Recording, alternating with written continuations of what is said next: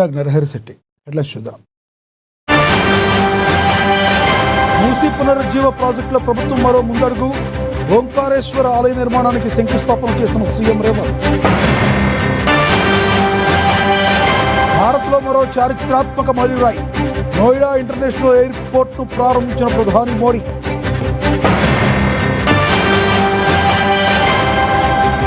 హైదరాబాద్ లో అంబర్పేటలో కల్తీ ఉస్మానియా బిస్కెట్ల తయారీ. చిన్న దుకాణాలకు కల్తీ బిస్కెట్లు విక్రయిస్తున్న మిరాస్. ఇవాటి నుంచి ఐపీఎల్ 19వ సీజన్ ప్రారంభం. బెంగళూరులోని చిన్నస్వామి స్టేడియంలో ఆర్సీబీ ఎస్ఆర్హెచ్ మధ్య తొలిపోరు. డీటెయిల్స్ చూస్తే ఉత్తరప్రదేశ్ అభివృద్ధి పదంలో మరో చారిత్రాత్మక మైలురాయి ఆవిష్కృతమైంది. జేవర్ వద్ద నిర్మించిన నోయిడా అంతర్జాతీయ విమానాశ్రయం మొదటి దశను ప్రధానమంత్రి నరేంద్ర మోడీ ఇవాళ ప్రారంభించారు. ఈ సందర్భంగా దేశాభివృద్ధి కోసం ప్రతి ఒక్కరూ నిరంతరం శ్రమించాలని పిలుపునిచ్చారు. 2003లోనే వాజ్పేయి హయాంలో ఈ ప్రాజెక్టు మంజూరైన గత ప్రభుత్వాల నిర్లక్ష్యం వల్ల ఆలస్యమైందన్నారు. ఇప్పుడు డబుల్ ఇంజన్ సర్కార్తోనే ఇది సాధ్యమైందని నరేంద్ర మోడీ స్పష్టం చేశారు. इंजन सरकार की कार्य संस्कृति भी, इस कार्य संस्कृति का भी बहुत अच्छा उदाहरण है. अब आप सोचिए, इस एयरपोर्ट को अटल बिहारी वाजपेयी जी की सरकार ने 2003 में ही फाइल में मंजूरी दे दी थी. 2003 में आप में से बहुत होंगे जिसका जन्म नहीं हुआ होगा. बहुत वो लोग होंगे जो उस समय 25-30 साल के 35 साल के हुए होंगे और आज रिटायर्ड की हो गए. लेकिन एयरपोर्ट नहीं बना. लेकिन केंद्र में कांग्रेस और यहां की पहले की सरकारों ने सालों तक इस एयरपोर्ट की नींव तक नहीं पड़ने दी. 2004 से 2014 तक ये एयरपोर्ट फाइलों में ही दबा रहा. जब हमारी सरकार बनी तो यूपी में सपा की सरकार थी. शुरू के 2-3 सालों में सपा वालों ने इस पर काम नहीं होने दिया.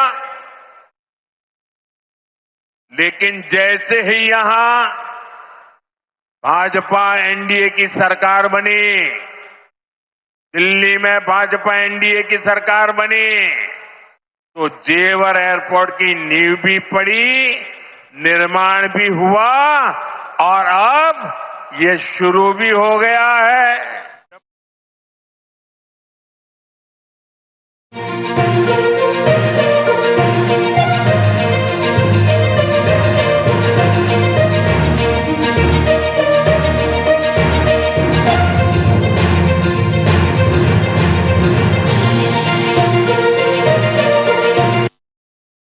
బ్రేకింగ్ న్యూస్ చూస్తున్నాం. భారత్లో క్రికెట్ పండుగ ఐపీఎల్ 19వ సీజన్ ఇవాళ్టి నుంచి అట్టహాసంగా ప్రారంభం కానుంది. బెంగళూరులోని చిన్నస్వామి స్టేడియం వేదికగా గత season champion Royal Challengers Bengaluru versus Sunrisers Hyderabad జట్లు తొలి పోర్లో తలపడబోతున్నాయి. హోమ్ గ్రౌండ్లో అదే జోరును కొనసాగించాలని ఆర్సీబీ ఉవ్విళ్లూరుతుంటే సరికొత్త వ్యూహాలతో ఆరెంజ్ ఆర్మీ సవాల్ విసురుతుంది. 2 నెలల ఈ లాంగ్ టోర్నీలో మొత్తంగా 10 జట్లు 74 మ్యాచ్లు జరగనున్నాయి.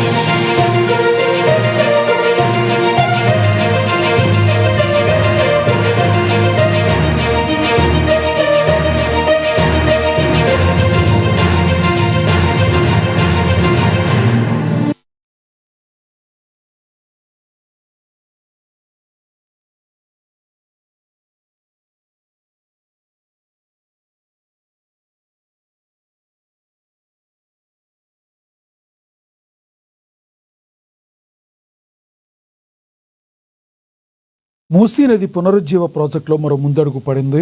మంచిరేవుల వద్ద ఓంకారేశ్వర ఆలయ నిర్మాణానికి సీఎం రేవంత్ శంకుస్థాపన చేశారు. ఆధునిక గోశాల నిర్మాణానికి కూడా సీఎం రేవంత్ శంకుస్థాపన చేశారు. ఆలయ నిర్మాణానికి సంబంధించి Musi river front development corporation ఇప్పటికే డిజైన్లు ఖరారు చేసింది. ఈ సందర్భంగా సీఎం రేవంత్ కీలక వ్యాఖ్యలు చేశారు. ఓంకారేశ్వర ఆలయ నిర్మాణానికి శంకుస్థాపన దైవకార్యంగా భావిస్తున్నా అన్నారు. మూసీ దుస్థితి ప్రకృతి తప్పిదం కాదు, మానవ తప్పిదం అంటూ కామెంట్ చేశారు. కొద్దిమంది రాజకీయ ప్రయోజనాల కోసం అడ్డుపడుతున్నారని ఆరోపించారు. ఎవరైనా దీనికి పెడార్థాలు తీసినా, రాజకీయం చేసినా ప్రభుత్వం శివతాండవం చేస్తుందని హెచ్చరించారు. మంది స్వార్థ ప్రయోజనం ఉన్నవాళ్ళు రాజకీయ ప్రయోజనాన్ని ఆశించి మేం చెయ్యలేని పని మీరు ఎవ్వరూ చెయ్యొద్దు అని, మీరు చేస్తే మీకు మంచి పేరు వస్తుంది, మేం చెయ్యలేదు కాబట్టి మీరు చేయవద్దని ఒక అక్క ఈ ప్రాంతం నుంచి 45 సంవత్సరాల కుటుంబం 100% రాజకీయ ప్రయోజనం పొందిండ్రు, అన్ని పదవులు అనుభవించారు.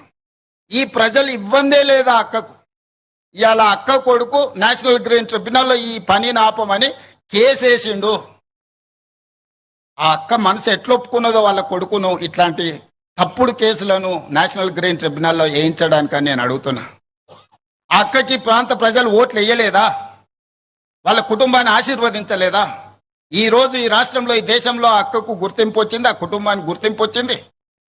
ఇవాళ ప్రజాప్రతినిధులుగా, మంత్రులుగా పదవులు అనుభవించిండ్రంటే ఈ ప్రాంత ప్రజల ఆశీర్వాదం లేదా? ఈ ప్రాంత ప్రజల ఆకాంక్షలకు వ్యతిరేకంగా, ఈ ప్రాంత అభివృద్ధిని అడ్డుకోవడానికి నీ కన్న కొడుకే ఎన్జిటిలో కేసేస్తుంటే ప్రజాప్రతినిధిగా మీరు కొనసాగడానికి అర్హత ఉందా అని చెప్పి నేను ఆ అక్కని సందర్భంగా అడగదలుచుకున్నా. ఒకప్పుడు నాకు కూడా గండిపేట ప్రాంతంలో మూసీ నది ప్రక్షాళనకు సంబంధించి ఈశ్వరుడి ఆశీర్వాదంతో ఈనాడు ఈ కార్యక్రమాన్ని మా ప్రభుత్వం చేపట్టింది. అన్ని అడ్డంకులను ఈశ్వరుడే తొలగిస్తాడని ఎవరైనా దీని మీద దుష్ప్రచారం చేసినా, దీనికి పెడార్థాలు అంటగట్టిన ఈ రాష్ట్ర ప్రభుత్వం శివతాండవం చేస్తుందని చెప్పి నేను ఈ వేదిక మీద నుంచి సవినయంగా నేను చెప్పదలుచు. ఆంధ్రప్రదేశ్ రాజధాని అమరావతికి చట్టబద్ధత కల్పించాలని కోరుతూ సీఎం చంద్రబాబు అసెంబ్లీలో తీర్మానం ప్రవేశపెట్టారు. ఏపీ రాజధానిగా అమరావతికి చట్టబద్ధత కల్పించాలని కేంద్రాన్ని కోరేందుకు ఏపీ అసెంబ్లీ ప్రత్యేకంగా సమావేశమైంది. విభజన చట్టం సెక్షన్ 5లోని సబ్ సెక్షన్ 2లో అమరావతి పదాన్ని చేర్చాలని తీర్మానంలో ప్రతిపాదించారు. స్పష్టమైన అభివృద్ధి కోసం అమరావతి శాశ్వత రాజధానిగా ఉండాలని పేర్కొన్నారు. ఆంధ్రప్రదేశ్ రాష్ట్ర సమగ్ర అభివృద్ధి కోసం అమరావతిని రాష్ట్ర రాజధానిగా గుర్తిస్తూ స్పష్టమైన, స్థిరమైన నిర్ణయంతో ముందుకు సాగడం అత్యవసరమని అభిప్రాయపడుతున్నాం.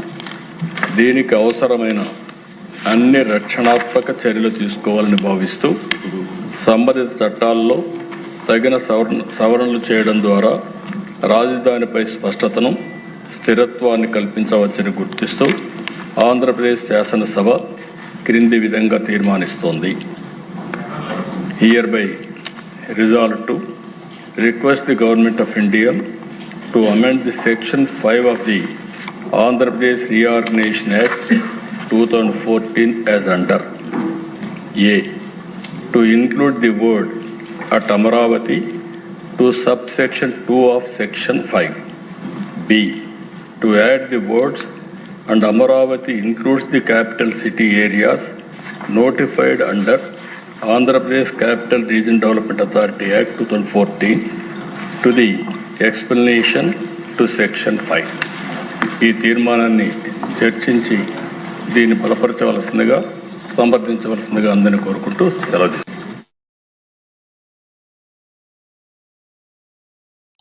ఐపీఎల్ సీజన్ మొదలవుతున్న తరుణంలో క్రికెట్ను కేవలం క్రీడగా ఆస్వాదించాలని, బెట్టింగ్ ఊబిలో పడి జీవితాలను నాశనం చేసుకోవద్దని సిపి సజ్జనార్ విజ్ఞప్తి చేశారు. ఈ మేరకు ఆయన ఎక్స్ వేదికగా ఒక వీడియో విడుదల చేశారు. గతంలో వందలాది యాప్లను ప్రభుత్వం నిషేధించినప్పటికీ ఇప్పుడు టెలిగ్రామ్, వాట్సాప్, ఇన్స్టాగ్రామ్ వంటి సోషల్ మీడియా వేదికగా ఇదంతా కొత్త రూపం దాల్చిందని తెలిపారు.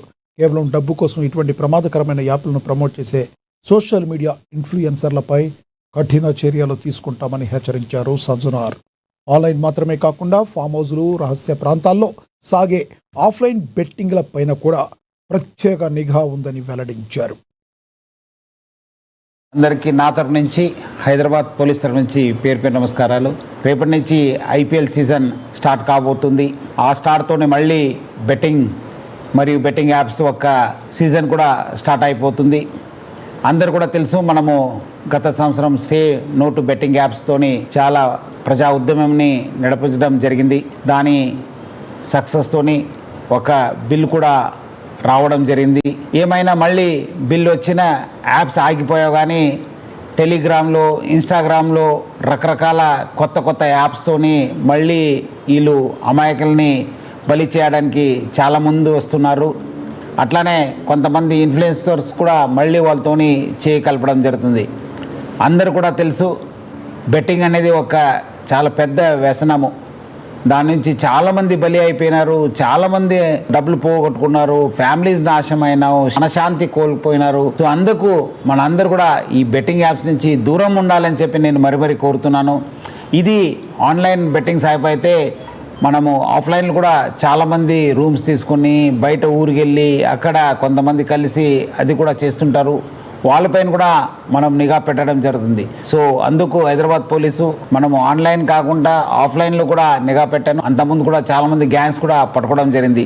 సో అందుకు హైదరాబాద్ పోలీసు ఆన్లైన్ మరియు ఆఫ్లైన్ బెట్టింగ్ పైన చాలా అంటే చాలా నిఘా పెట్టడం జరిగింది. పాత ఆఫెండర్స్ ఎవరున్నారు, అంతకుముందు ఎక్కడెక్కడ చేశారు, దానిపైన కూడా నిఘా పెట్టడం జరుగుతుంది. అట్లానే మన సైబర్ క్రైమ్ టీమ్స్ కూడా అలర్ట్ చేసి స్పెషల్ టీం ఫామ్ చేసి ఇన్స్టాగ్రామ్లో కావచ్చు, మన టెలిగ్రామ్లో కావచ్చు, అట్లానే వెబ్సైట్స్ ఏమేమి కొత్తగా వస్తున్నారు, ఎవరెవరు సోషల్ మీడియా ఇన్ఫ్లుయెన్సర్స్ దీన్ని ప్రమోట్ చేస్తున్న పైన కూడా చాలా గట్టి నిఘా ఏర్పాటు చేయడం జరుగుతుంది. అట్లానే చాలామందికి చాలా రకరకాల సమాచారం వస్తుంటుంది. ఎందుకంటే చాలామంది సోషల్ మీడియాలో కూడా యాక్టివ్ ఉంటారు. మీకు ఏమాదిరూ సమాచారం తెలిస్తే ఆన్లైన్లో కావచ్చు, ఆఫ్లైన్లో కావచ్చు, మీరు ప్లీజ్ డయల్ 100. అట్లానే మన వాట్సాప్ నంబర్ అయిన 9490616555కి ఫోన్ చేయండి, మెసేజ్ పంపించండి వాట్సాప్లో కానీ. అందరికీ నా తరఫు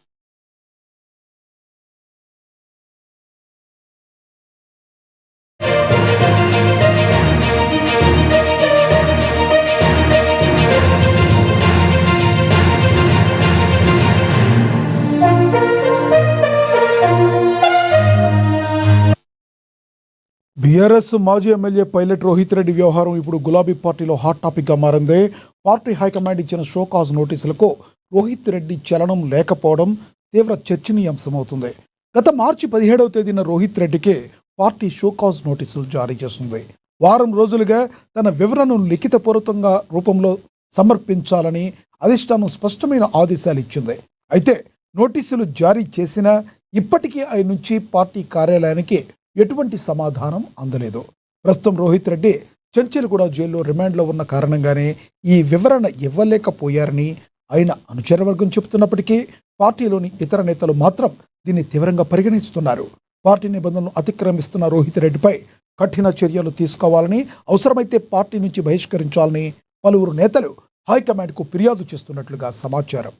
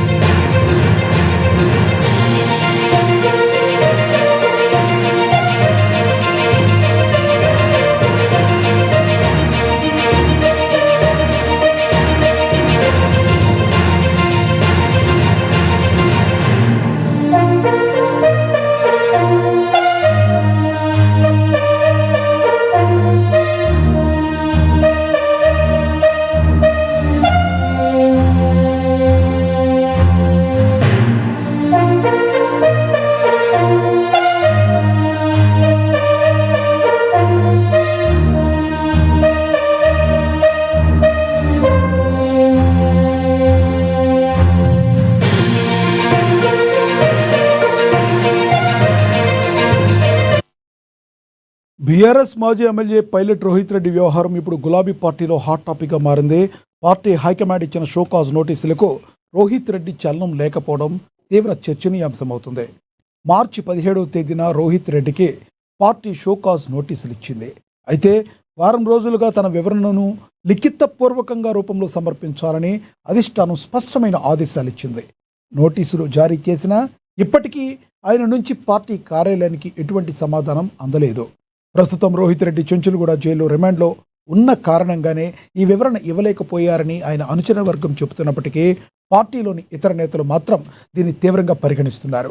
పార్టీ నిబంధనలు అతిక్రమిస్తున్న రోహిత్ రెడ్డిపై కఠిన చర్యలు తీసుకోవాలని, అవసరమైతే పార్టీ నుండి బహిష్కరించాలని పలువురు నేతలు హైకమాండ్కు ఫిర్యాదు చేస్తున్నట్లుగా సమాచారం.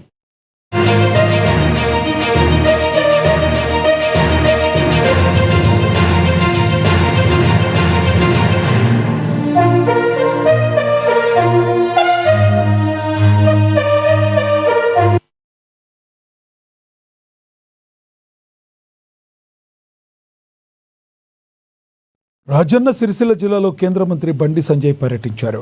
ముస్తాబాద్ మండలం అంకిరెడ్డిపల్లిలో అంతర్గత రోడ్ల నిర్మాణానికి ఆయన శంకుస్థాపన చేశారు. ఈ సందర్భంగా ఏర్పాటు చేసిన సభలో రేవంత్ సర్కార్పై విమర్శలు గుప్పించారు. ఉపాధి హామీ పథకాన్ని అమలు చేయడంలో రాష్ట్రం పూర్తిగా విఫలమైందని బండి మండిపడ్డారు. కేంద్రం ఇచ్చే నిధులను మళ్లించకుండా పేదల అభివృద్ధికి వాడాలని సూచించారు.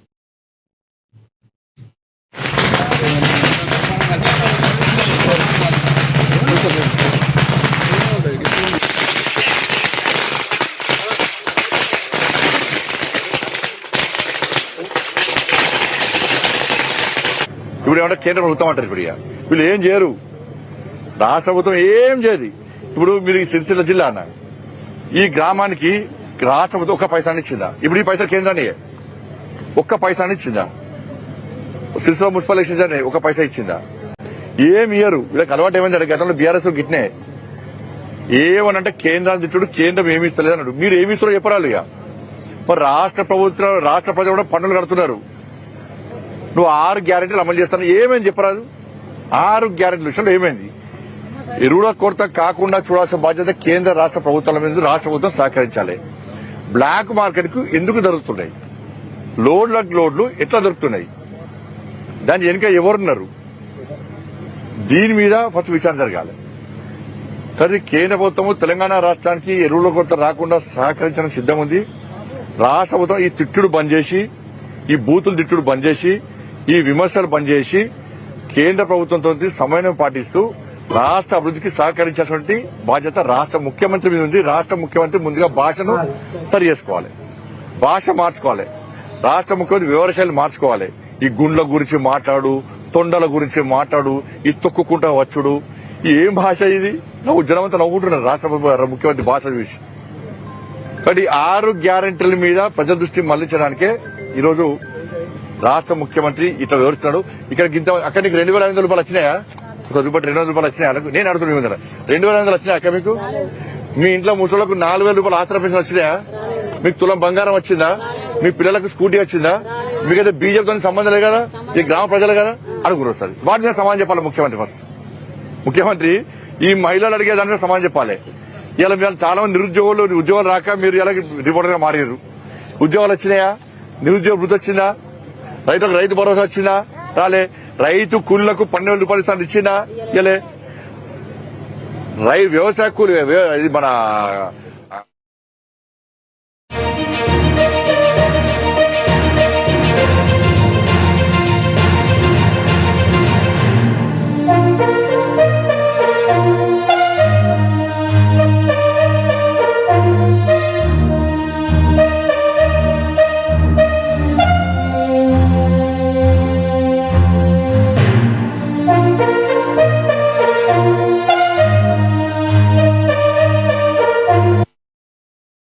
అంబర్పేట్ ప్రాంతంలో నకిలీ ఉస్మానియా బిస్కెట్లు తయారు చేస్తున్న ఓ ఫ్యాక్టరీపై పోలీసులు, ఫుడ్ సేఫ్టీ అధికారులతో కలిసి ఆకస్మికంగా దాడులు నిర్వహించారు. ఈ దాడుల్లో విస్తుపోయే విషయాలు వెలుగులోకి వచ్చాయి. బిస్కెట్లకు ఆకర్షణీయమైన రంగు, రుచి కలిగించేందుకు నిషేధిత ప్రాణాంతకర రసాయనాలను వినియోగిస్తున్నట్లుగా అధికారులు గుర్తించారు. అంతేకాకుండా తక్కువ ఖర్చుతో ఉత్పత్తి పెంచేందుకు కుళ్ళిపోయిన, పాడైపోయిన గుడ్లను ఉపయోగిస్తున్నట్లు ఆధారాలతో సహా గుర్తించారు. ఫ్యాక్టరీలో కనీస పరిశుభ్రతా ప్రమాణాలు పాటించకపోవడం, ఏగలు ముసురుతున్న మురికి వాతావరణంలోనే తయారీ కొనసాగిస్తున్నారు. ఈ పరిస్థితులు ప్రజల ఆరోగ్యానికి తీవ్రమైన ముప్పు కలిగించే అవకాశం ఉందని అధికారులు హెచ్చరిస్తున్నారు. ఈ ఘటనపై కేసు నమోదు చేసి ఫ్యాక్టరీ యజమానిపై కఠిన చర్యలు తీసుకునేందుకు అధికారులు సిద్ధమయ్యారు.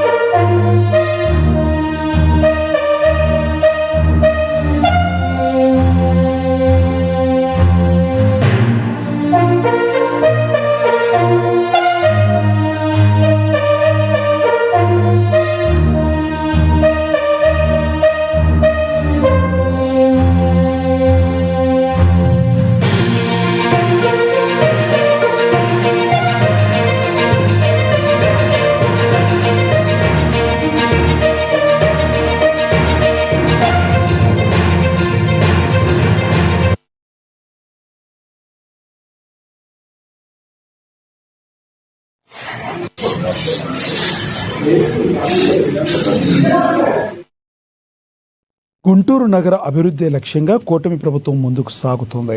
గుంటూరు పశ్చిమ నియోజకవర్గ పరిధిలోని ఆదర్శ నగర్లో 1,30,00,000 రూపాయల వ్యయంతో చేపట్టనున్న రోడ్లు, డ్రైనేజీ పనులకు ఎమ్మెల్యే మాధవి శంకుస్థాపన చేశారు.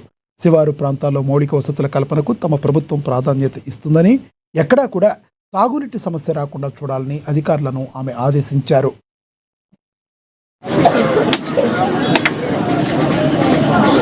ఎప్పటి నుంచో కూడా మనం చూస్తే 25వ డివిజను, 21వ డివిజను ఎవరూ పట్టించుకోని పరిస్థితిలో ఉండే డివిజన్స్ ఇవి. అయితే ఈరోజు కూటమి ప్రభుత్వం ఏర్పడిన తర్వాత మా హయాంలో ఈ సుదీర్ఘ ప్రాంతాల్లో కూడా వచ్చి రోడ్లు, డ్రైన్లతో ఈరోజు అభివృద్ధి కార్యక్రమంలోకి ముందుకు వెళ్తా ఉన్నాము. ఇంకా కొన్ని ప్రాంతాల్లో కూడా రోడ్లు, డ్రైన్లు అవసరం ఉన్నాయి. అవి కూడా రానున్న కాలంలో వేసుకునే పరిస్థితి ఉంటుంది. మనకి ఖజానాలో డబ్బులు లేకపోయినా బడ్జెట్ చాలా తక్కువగా ఉన్నప్పటికీ కూడా ముఖ్యంగా మౌలిక వసతులు కల్పించాలి అనే ఒక సంకల్పంతో యుద్ధ ప్రాతిపదికన ఈ డ్రైన్స్ మీద, రోడ్స్ మీద దృష్టి పెట్టి వీటిని వేయించే ప్రయత్నం చేస్తున్నాము.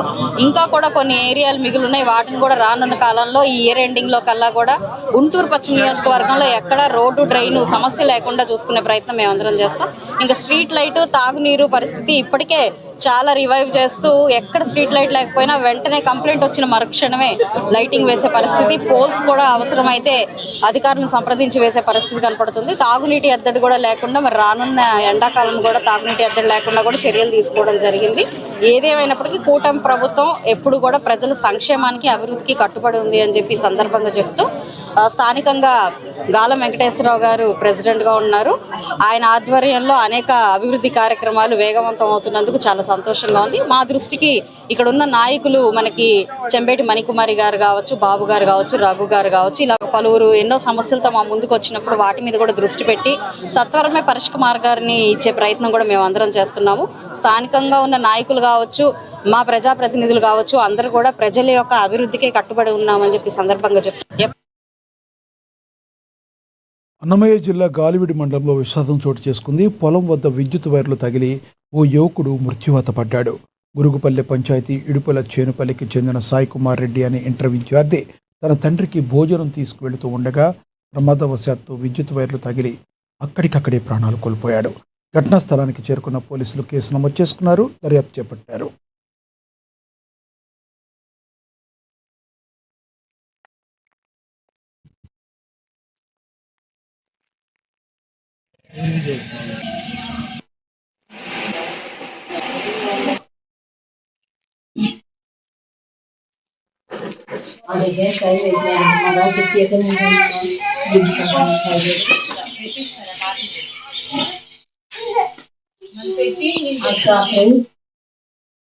హైదరాబాద్లోని ఆర్టీసీ క్రాస్ రోడ్ వద్ద ఆశా వర్కర్లు చలో హైదరాబాద్ కార్యక్రమం ఉద్రిక్తతకు దారితీస్తుంది.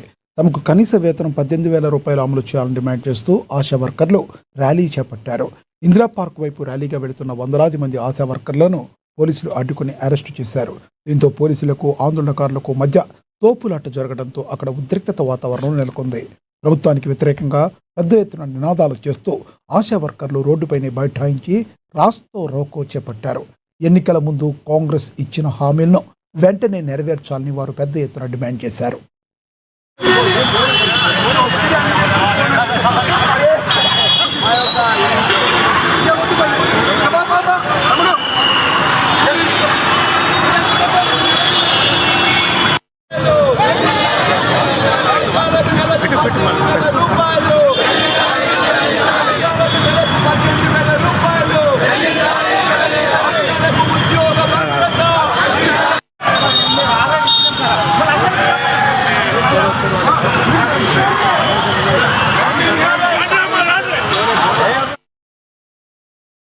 ఆంధ్రప్రదేశ్ ప్రభుత్వం వేసవి ఎండల తీవ్రత దృష్ట్యా రాష్ట్ర వ్యాప్తంగా ఒంటిపూట బడులు నిర్వహించాలని ఆదేశాలు జారీ చేసింది. అయితే పల్నాడు జిల్లా నరసరావుపేటలో మాత్రం కొన్ని బడా విద్యా సంస్థలు ఈ నిబంధనలు బేఖాతరు చేస్తున్నాయి. ప్రభుత్వ ఉత్తర్వులకు తూట్లు పొడుస్తూ యథేచ్ఛగా 2 పూటలా తరగతులు నిర్వహిస్తున్నాయి. ఎండలు ముదురుతున్న విద్యార్థులను సాయంత్రం వరకు స్కూళ్లలోనే ఉంచడంపై తల్లిదండ్రులు ఆందోళన చేపడుతున్నారు. స్థానిక విద్యాశాఖ అధికారులు మాత్రం ఈ ఉల్లంఘనలపై కళ్ళు మూసుకున్నట్లు వ్యవహరిస్తున్నారనే విమర్శలు వినబడుతున్నాయి.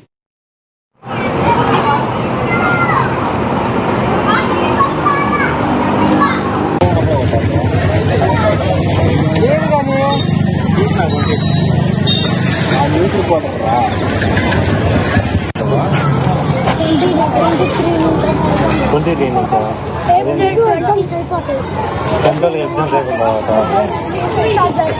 ఏప్రిల్ 9 నుంచా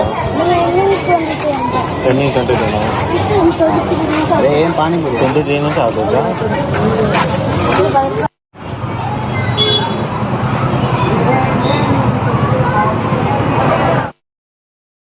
పల్నాడు జిల్లా సత్తెనపల్లి రూరల్ సిఐ కిరణ్ తనలోని మానవత్వాన్ని చాటుకున్నారు. విధుల్లో భాగంగా ప్రయాణిస్తున్న ఆయన రోడ్డు ప్రమాదంలో గాయపడి ఉన్న ఓ బాలుడిని చూసి చెలించిపోయారు. వెంటనే తన అధికారిక వాహనంలోనే బాలుడిని ఆసుపత్రికి తరలించి తన మానవత్వాన్ని చాటుకున్నారు. గాయపడ్డ బాలుడిని సత్తెనపల్లి ప్రభుత్వ ఆసుపత్రికి తరలించి మెరుగైన వైద్యం అందేలా పర్యవేక్షించారు.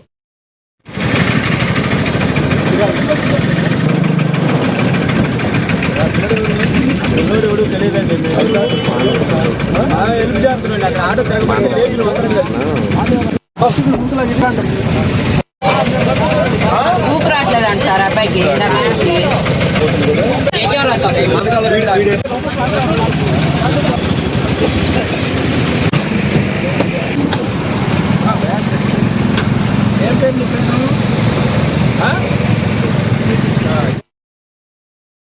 పల్నాడు జిల్లా సత్తెనపల్లి తాలూకా సెంటర్ వద్ద ఉద్రిక్తత నెలకొంది. మున్సిపల్ కోఆప్షన్ మెంబర్ స్వాతిపై జనసేన కౌన్సిలర్ రంగిశెట్టి సుమన్ అనుచిత వ్యాఖ్యలు చేశారంటూ దళిత సంఘాలు బగ్గుమన్నాయి. ఈ వ్యాఖ్యలకు నిరసనగా పట్టణంలోని తాలూకా సెంటర్లలో దళిత సంఘాలు ఆందోళన చేపట్టాయి. దళిత మహిళా ప్రతినిధిని అవమానించేలా మాట్లాడటంపై ఆందోళనకారులు తీవ్ర ఆగ్రహం వ్యక్తం చేశారు.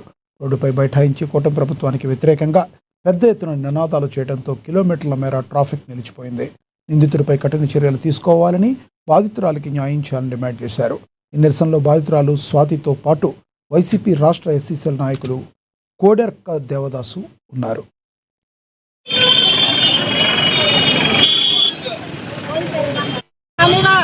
అసభ్యకరంగా మాట్లాడి నన్ను దూషించి నేను పోలీస్ స్టేషన్లో కేసు పెడితే ఎస్సీ ఎస్టీ అట్రాసిటీ కేసు పెట్టమని పెట్టకుండా నార్మల్ సివిటిజన్ కేసు పెట్టి కూటమి ప్రభుత్వం ఏకపక్షంగా వ్యవహరిస్తుంది, పోలీసులు ఏకపక్షంగా వ్యవహరిస్తున్నారు. కాబట్టి నాకు న్యాయం జరిగే వరకు ఈ పోరాటం రోజు వారి చేస్తానే ఉంటాము, మహిళలతో ఉధృతంగా చేస్తానే ఉంటాము. ఖచ్చితంగా నాకు న్యాయం జరిగే వరకు ఈ పోరాటం ఆగదని వైఎస్ఆర్ కాంగ్రెస్ పార్టీ తరపు నుంచి, అదేవిధంగా దళిత సంఘాల నుంచి, అదే మహిళా విభాగాల నుంచి అనేక విధాలుగా ఈ పోరాటం అనేది చేస్తానే ఉంటాం. ఖచ్చితంగా నాకు న్యాయం జరిగే వరకు ఈ పోరాటం అనేది ఆగదని తెలియజేస్తున్నాను. జనసేన నాయకులు మన వెంకటేశ్వర కొద్దిగా మాటగా మాట్లాడారు. ఆ విషయం మీద మేము అతను కన్నలక్ష్మి గారికి కూడా స్వాతి చెప్పింది. అయినా కానీ కన్నలక్ష్మి గారిని కూడా పట్టించుకోలేదు. జనసేన కాబట్టి మేము ఓటు పాత్రకి ధర్నా చేయాలనుకుంటున్నాము. కాబట్టి దానిలో భాగంగా ఈ రోజున మేము వైఎస్ఆర్ కాంగ్రెస్ పార్టీ దళిత సంఘాల ఆధ్వర్యంలో ధర్నా చేస్తున్నాము. మాకు న్యాయం జరగలేదు కాబట్టి ఈ అమ్మాయికి రేపు సరే దళిత